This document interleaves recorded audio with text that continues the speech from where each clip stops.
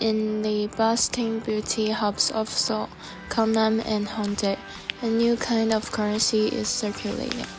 It isn't found in a digital wallet, but in the condensation of a cup of iced Americano or a small bag of macarons.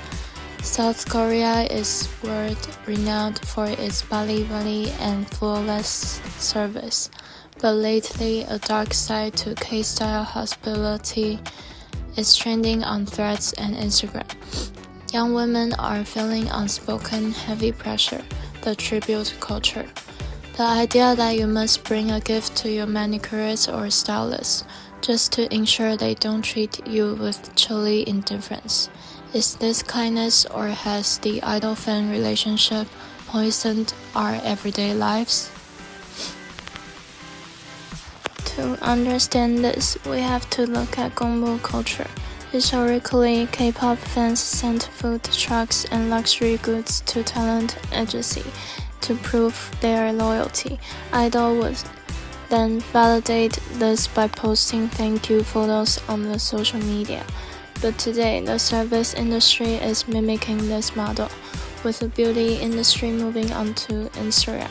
Stylists have become mini celebrities with massive followings. When a client enters a salon, they aren't just a customer anymore. They are a follower entering a star's domain. In this hierarchy, the coffee isn't a gift, it's a tribute to the stylist star power. On Instagram and other social media, the criticism is biting. Users describe a chilly atmosphere if they show up empty-handed for a long appointment. Some report manicurists working intentionally slow or acting dismissively. This is what critics call soft extortion. Your service fee covers the technical work, the haircut, the nails, but not professionalism, kindness, and attention to detail. Those are now hidden costs, purchased separately with a snack. The transaction has shifted from a money for a service exchange to a performance of support. So why is this happening now? The K-pop industry is at a turning point, as physical album sales dropped in 2024. Agencies like HYBE and SM has pushed idol into emotional labor, endless live stream and private chats to maintain fan engagement. This idolization of labor has bled into the service sector. Service workers argue they are exhausted, often working 10 hours shift without breaks. They see these gigs as a desperate lifeline of social affection.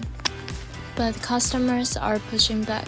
It is employers' job to provide the lunch break, not the client's responsibility to provide the coffee. Korea is currently standing at a crossroads, facing a reckoning that extends far beyond the walls of a hair salon. For South Korea to sustain its status as a global cultural superpower, it must first ensure that its internal culture is healthy and sustainable for its own citizens.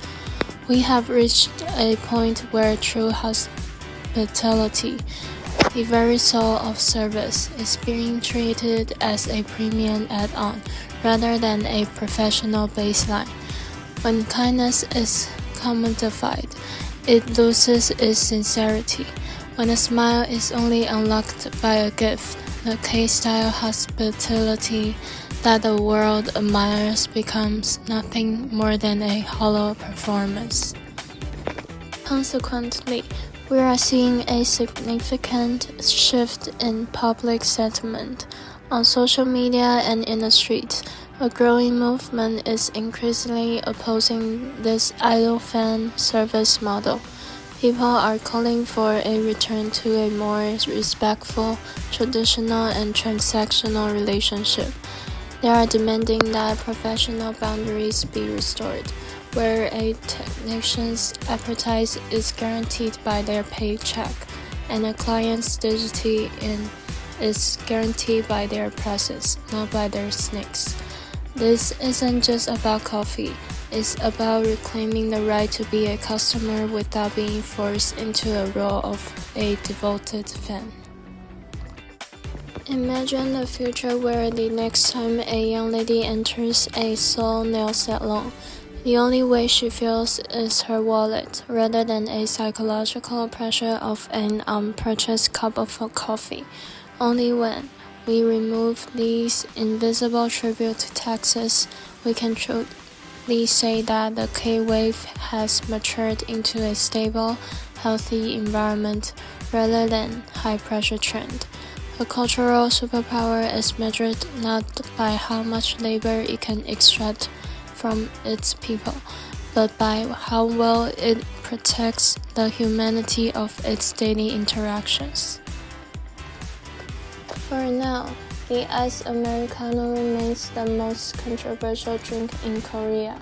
It stands as a small, cold, and bitter symbol of a social compact that is desperately in need of repair.